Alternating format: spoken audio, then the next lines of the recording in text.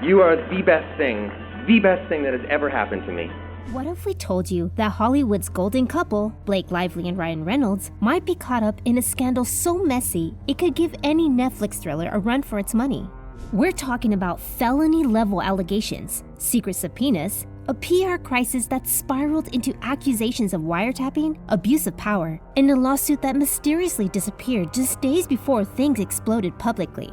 At the center of it all, a woman named Jennifer Abel, a company called Vanzan Inc. that might not even be real. In a lawsuit so shady, legal experts are calling it a flagrant abuse of process. Now, Blake and Ryan, the internet's favorite couple, are being dragged into the mess, and fans aren't exactly standing by their side. So how did a lawsuit meant to protect someone's reputation turn into a viral scandal tearing Hollywood's most beloved image to pieces? Sir, stop it. Are you Justin Baldoni? I need a new publicist. Oh, sure. Nice to meet you. Now Jen is pushing you. Oh, I'm sorry. That was an accident. I'm sorry. I think I got whiplash. It all begins with Jennifer Abel, a former employee at a high-powered PR firm called JonesWorks. She worked closely with Stephanie Jones, a publicist who had ties to multiple A-listers. After Abel's departure, things got weird. According to her, her phone was seized and her iCloud account was accessed without her permission. Abel believes someone deliberately went after her data, not just for kicks, but to use those messages and private files against her. And here's where it starts to spiral. Abel claims that this stolen information was funneled through a shadowy company called Vanzan Inc. But according to Abel, Vanzan isn't even a real company. She suspects it's a shell corporation used by none other than Blake Lively or her legal team to create distance between themselves and the alleged data grab. Her legal team is demanding documents that show who owns Vanzan, how it was formed, and how it's tied to the lawsuit Blake filed last year. They've also asked for communications between Vanzan, Blake, JonesWorks, and crisis PR firm Nathan Strategies. But guess what? Nothing. According to Abel's lawyers, they've been stonewalled. The documents haven't even been turned over. The subpoenas are being withheld. And they claim Blake's team is using delaying tactics to exhaust everyone involved. Even more damning, Abel's team believes federal wiretapping laws may have been violated when her cloud account was accessed. That's not just shady, that's a felony. I think what the judge would want to know is what did they know and when did they know it? And that's going to be the deciding factor as to how useful this is going to be for Baldoni when it comes to being in a court of law, the way a judge is going to look at this. And the judge even mentioned in one of his recent rulings how the Wayfair parties have asserted that the Vanzan lawsuit was done in bad faith. So, how do Blake and Ryan, one of the most private couples in Hollywood, get mixed up in all this? Let's rewind to September of last year, when Blake Lively quietly filed a lawsuit through Vanzan Inc. The target? Justin Baldoni, her co-star in the upcoming film It Ends With Us. But here's the twist. The lawsuit wasn't filed under Blake's name. It came from Vanzan Inc., and on paper, Blake was nowhere to be found. The goal? To subpoena private messages from Baldoni's former PR team without drawing public attention. Those messages allegedly contained proof that Baldoni, his crisis manager Melissa Nathan, and PR staffer Jennifer Abel were orchestrating a smear campaign against Blake, possibly because of creative disputes during filming. One message, reportedly from Nathan, read, "We can bury anyone." That line has since gone viral. But here's the thing. The lawsuit was quietly withdrawn just 4 days before Blake filed a public sexual harassment complaint against Baldoni with the California Civil Rights Department. Legal analysts say the entire move was clandestine. They argue Blake used a dissolved company, Vanzan Inc. It was reportedly shut down in 2013 to obtain sensitive documents without giving the opposing side a chance to fight it in court. And Ryan? His name was included in the subpoenaed material, pulling him directly into the controversy. Bombshell lawsuit from a Hollywood star. Blake Lively is accusing her It Ends With Us co-star, Justin Baldoni, of sexual harassment. The complaint graphically details multiple allegations of harassment against both Baldoni, who directed the film, and the producer.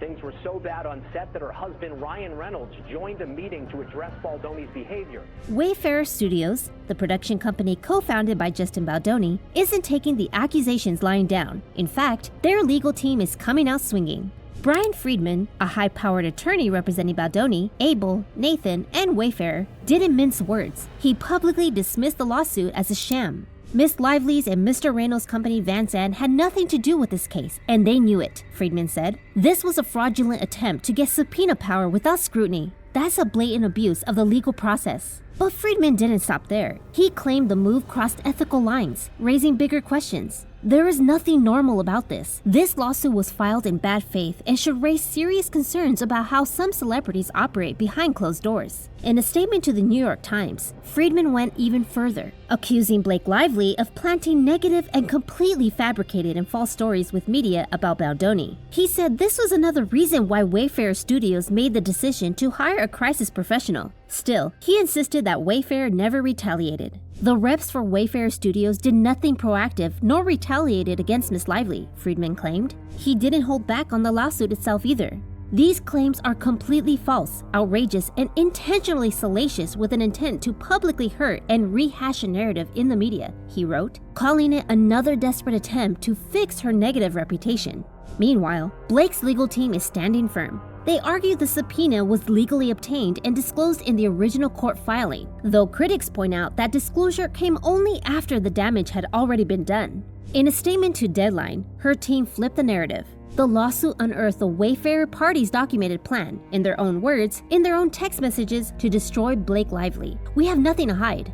The message? If Blake hit back in the shadows, it's because she was being sabotaged first. But that argument hasn't stopped the internet from erupting.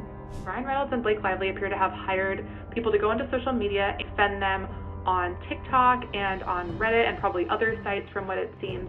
If Blake and Ryan thought the public would side with them, that's not what's happening online. Social media exploded after the Daily Mail published details of the now-dropped lawsuit. One viral commenter on X, at JK Groves, didn't hold back. This is absolutely egregious. Blake Lively is a snake, abused of the legal system by filing a fake lawsuit using a defunct company to go fishing. Another post read, "There's days I feel like there's no hope for this case. Even if everyone loses, nothing will change my mind about how vindictive and psychopathic Blake Lively and her husband are." And a third viral thread added, "If the judge denies Abel's motion to compel information on a fraudulent subpoena, we need a revolt. This isn't just about Baldoni. This is about justice for boys and men everywhere."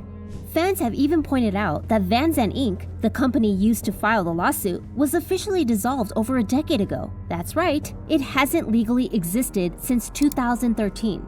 So how was it filing lawsuits in 2024? Just Where one. is she? That's all I need to get you out of my system. Oh, that's it. That'll Okay. do it? Okay, well, good luck with that. Is that a yes? Just once? Just once.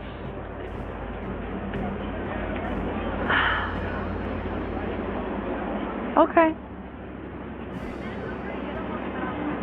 What started as a legal spat has now ignited a much broader conversation, one that's forcing celebrity gossip connoisseurs to confront the messy, strategic world of Hollywood smear campaigns. And for many, this isn't their first rodeo. Thanks to Blake Lively's lawsuit against Justin Baldoni, the internet is now dusting off the receipts from another high-profile media circus, the so-called feud between Selena Gomez and Hailey Bieber in 2023.